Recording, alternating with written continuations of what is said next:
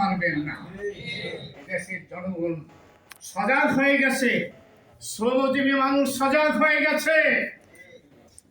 শ্রমিকদেরকে যদি আপনারা সম্মান না দেন, আপনার জুতা আপনাকে মুছতে হবে, আপনার ট্রেন আপনাকে পরিষ্কার করতে হবে, আপনার পায়খানা গাছ আপনাকে পরিষ্কার করতে হবে।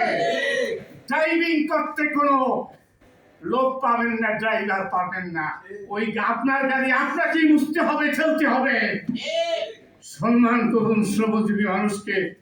আল্লাহ রাসূল বলছেন, যারা অধীনস্থ লোকদেরকে সম্মান করে আল্লাহ সেই জাতিকে উন্নতি দান করে।